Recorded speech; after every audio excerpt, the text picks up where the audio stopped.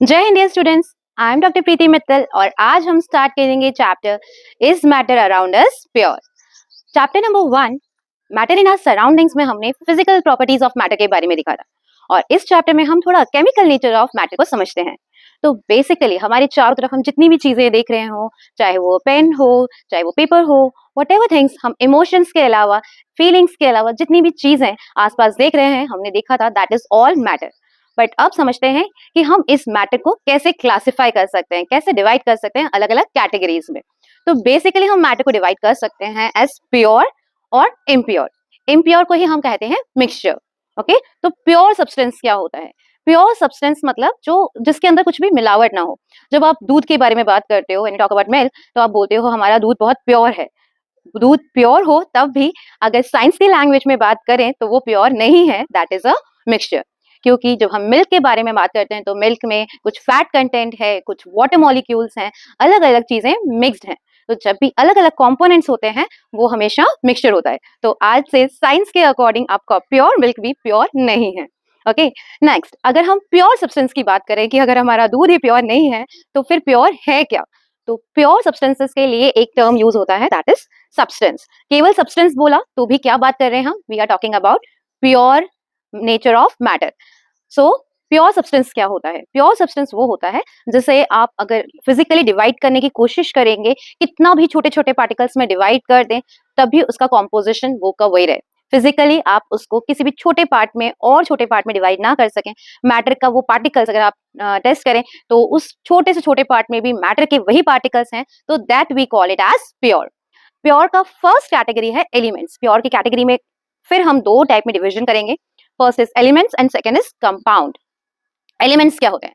Elements मतलब अगर हमने कोई एक सिंगल टाइप ऑफ एटम्स का ग्रुप है तो उसे हम कहते हैं elements. For example gold, silver, copper, iron, ये सारे हैं एलिमेंट्स। इसके अलावा ऑक्सीजन, हाइड्रोजन, कार्बन, ये भी सब हैं एलिमेंट्स। ओके, तो जब हम कोई प्योर चीज लें और उसमें अगर उनको डिवाइड करते जाएं और डिवाइड करने के बाद भी, रिपीटेड डिवीजन के बाद भी अगर हमें जो पार्टिकल्स मिल रहे हैं वो सेम है एक दूसरे से, तो that is known as a element. Okay, elements are made up of atoms and these atoms are exactly alike. ये एटम्स एक दूसरे से बिल्कुल एक जैसे हैं।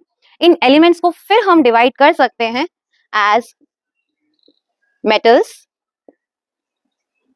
Non metals and metalloids. तो हम एलिमेंट्स को फिर से कैटेगराइज कर सकते हैं as metals, non metals and metalloids. हम एलिमेंट्स के बारे में, metals, non metals and metalloids के बारे में और डिटेल में चैप्टर में बात करेंगे। आज बस इंट्रोडक्शन।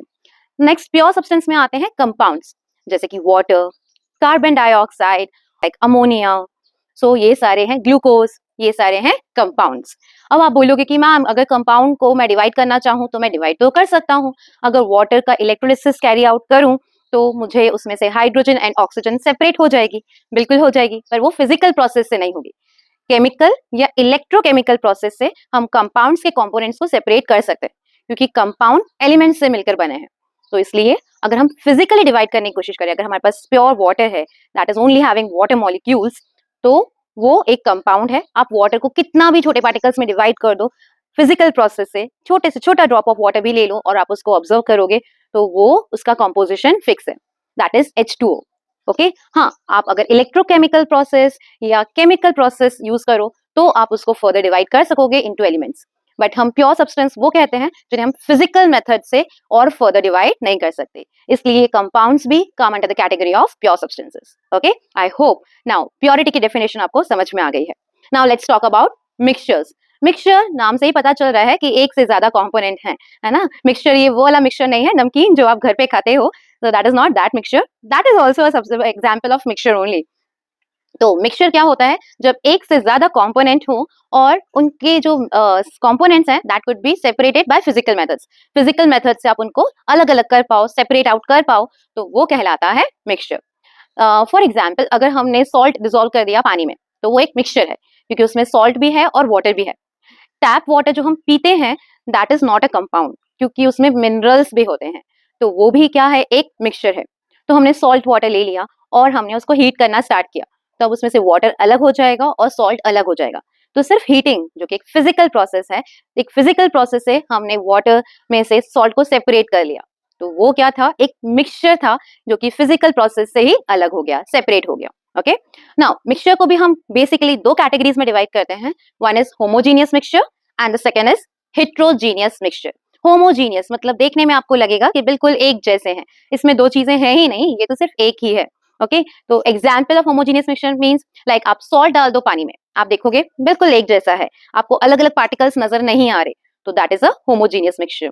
शुगर डाल दीजिए पानी में, लेमन जूस डाल दीजिए पानी में, so all that is a homogeneous mixture. जो आपको पार्टिकल्स एक जैसे दिखे हैं, that is called a homogeneous mixture. Homogeneous mixture को ही सॉल्यूशन भी कहते हैं। तो डिफाइन अ सॉल्यूशन, अगर आपके पास क्वेश्चन आता है तो आप किसको डिफाइन करने वाले हैं, होमोजीनियस मिक्सचर्स को। Okay, now second comes the heterogeneous mixture. Hetero मतलब अलग अलग, हेट्रो वर्ड कहीं पर भी आएगा मींस अलग अलग। तो हेट्रोजीनियस मिक्सचर वो होते हैं जिसमें अलग अलग टाइप के कंपोनेंट्स होते हैं। हेट्रोजीनियस मिक्सचर को फिर हम दो पार्ट में डिवाइड कर सकते हैं, that is colloid and suspension. Okay, colloid क्या होते हैं, कोलॉइड का एग्जाम्पल है milk. Milk is a colloidal solution. तो अगर आप मिल्क को देखो तो देखने में आपको लगेगा कि हाँ ये तो बिल्कुल एक जैसा है, होमोजीनियस है, बट एक्चुअली वो होता है हेट्रोजीनियस। कैसे पता चला कि एक्चुअली हेट्रोजीनियस है, मिल्क को आप लीव कर दो, है ना, जस्ट लेट इट स्टैंड। आपने मिल्क को बॉईल किया और उसको ऐसे ही छोड़ दो, तो आप देखोगे उसमें से फैट लेयर सेपरेट आउट हो गई और नीचे जो है दैट इज मिल्क। तो फैट लेयर सेपरेट आउट हुई मतलब उसमें कुछ और चीजें मिक्स थे, फैट मॉलिक्यूल्स मिक्स थे उस मिल्क के अंदर, और दैट इज अ रीजन कि वो दिखने में तो लग रहा है कि होमोजीनियस है, बट वो होमोजीनियस नहीं है, एक जैसा नहीं है, वो सेपरेट आउट हो सकता है। तो that is a colloidal solution. Colloidal solution की कुछ और प्रॉपर्टीज के बारे में बात करेंगे जिससे हमको सच में पता चलेगा कि हाँ ये तो कोलॉइडल सॉल्यूशन है, तभी ये टेस्ट पॉजिटिव आ रहा है। तो ऐसे कुछ एक्सपेरिमेंट्स भी हम करके देखेंगे जिससे हमको कंफर्म हो जाएगा कि हाँ हमारा मिल्क कोलॉइडल सॉल्यूशन ही है। ठीक है, सस्पेंशन, सस्पेंशन वो सॉल्यूशन होते हैं जो कि ना देखने में एक जैसे हैं और ना एक्चुअल में एक जैसे हैं। जैसे कि आप सैंड को पानी में डिसॉल्व कर दो या चॉक पाउडर को वाटर में डिसॉल्व कर दो। अब आपको पता है वो चॉक पाउडर या सैंड के पार्टिकल्स आपको पानी में अलग ही विजिबल हो जाएंगे। उसके अलावा अगर आप इन सैंड पार्टिकल्स को या चॉक पाउडर को वाटर में डिसॉल्व करने के बाद उस सॉल्यूशन को छोड़ दोगे तो थोड़ी देर बाद ये सैंड पार्टिकल्स या चॉक पार्टिकल्स सेटल डाउन भी हो जाएंगे, अलग ही हो जाएंगे, एक दूसरे से सेपरेट आउट अपने आप ही हो जाएंगे। तो ऐसे सॉल्यूशंस को हम कहते हैं सस्पेंशन।